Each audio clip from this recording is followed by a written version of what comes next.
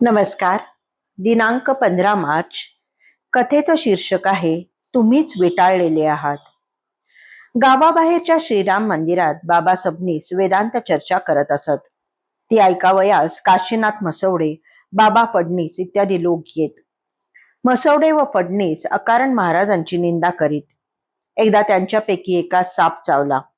विष चढू लागल्याने तो बेशुद्ध पडला. ते पाहून सारे जण घाबरले. आता केवळ महाराज याला वाचवू शकतील असे वाटून ते त्यास घेऊन महाराजांकडे आले. महाराजांनी प्रथम काशीनाथ मसवडे, बाबा फडणीस यांची यथेच्छ कान उघाडणी केली. मग साप चावलेल्या माणसास उठवले. निंदकांना पश्चाताप झाला. सर्व संत मंडळी सहनशील असतात. चुकूनही ही संत मंडळी निंदकांना प्रत्युत्तर देण्याच्या भानगडीत पडत नाहीत. पण महाराजांची प्रकृतीच वेगळी. त्यांनी कधीच निंदकांना, भ्रष्टाचार्यांना सैल सोडले नाही. परखडपणे निंदकांची कान उघाडणी केली. तशी भ्रष्टाचार्यांची कुलंगडी बाहेर काढली. त्या सर्वांना त्यांनी वटणीवर आणले. महाराजांची जरबही तशीच होती. त्यांच्या अंतःसाक्षीत्वामुळे निंदक, भ्रष्ट लोक त्यांच्या पुढे जाण्यास घाबरत. काही म्हणजे काहीच दडून राहत नसे. त्यात महाराज भलतेच निर्भीड आणि निस्पृह होते. त्यांना कोणाचे काहीच घेणे देणे नसे. निंदकांनी केलेली परोक्ष निंदाही त्यांना ते कोठेही असले तरी लगेच कळायची. त्या निंदकांना आपल्या समोर आणण्याच्या अनंत क्लुप्त्या त्यांच्याकडे असत. त्यांचा अचूक परिणाम घडून महाराजांसमोर येण्यावाचून निंदकाकडे पर्यायच नसे. मग असा निंदक समोर येताच महाराज परखडपणे त्याला सोलून काढीत. त्यामुळे निंदकांची अंतःकरणे पश्चात्तापाने शुद्ध होत. आपल्या चुकीची त्यांना जाणीव होई. महाराजांना अनन्य भावाने शरण जाऊन ते त्यांचे भक्त होत. दुष्ट, पापी, निंदक, शत्रू या साऱ्यांच्या बुद्धीत ते लक्षणीय बदल घडवून आणीत. क्षमा हा महाराजांचा गुणविशेष होता. पण क्षमा म्हणून वेगळे काही करण्याची गरजच नसे. निंदक, पापी, दुष्ट लोक आपले वर्तन सुधारित व त्यांच्या सेवेत आपोआपच समरसून जात. महाराजांच्या मनातही काही किलमिश राहत नसे. या लीलेतील निंदकांना त्यांनी असे सुधारले. त्यांचा उद्धार केला. कारण नसताना मसवडे, फडणीस महाराजांची निंदा करायचे. त्यांच्या निंदेने महाराजांचे काही बिघडत नव्हते. पण अकारण निंदा ही वाईट सवय असते. आणि निंदा करणारे मसवडे व फडणीस तरी कोठे सोवळे होते. आपण हासे लोकांना शेंबूड आपल्या नाकाला अशी त्यांची अवस्था होती. त्यामुळे महाराज बरे त्यांची निंदा खपवून घेतील. त्यांना आपल्या समोर आणण्यासाठीच त्यांच्यापैकी एकाला साप चावण्याचे निमित्त त्यांनी घडवून आणले. त्या काळी सर्पदंशावर औषधे नव्हतीच. साप चावला की मृत्यू ठरलेलाच.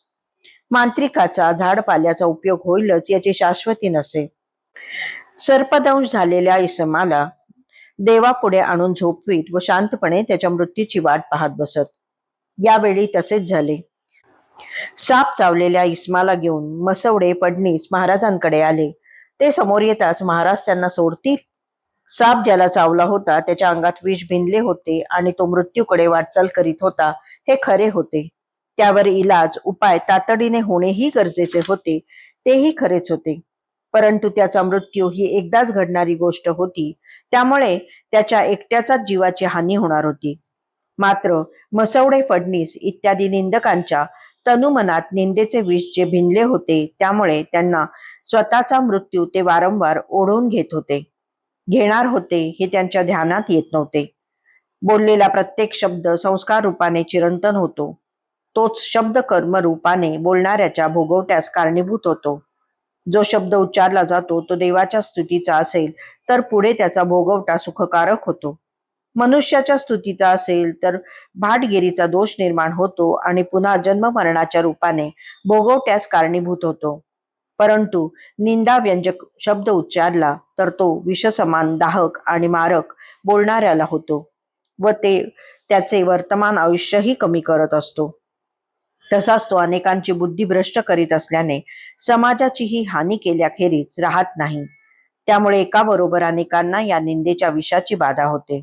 हे फारच भयानक असल्याने महाराजांनी त्या काशीनाथ मसवडे व बाबा फडणीसांना अगदी धारेवर धरले.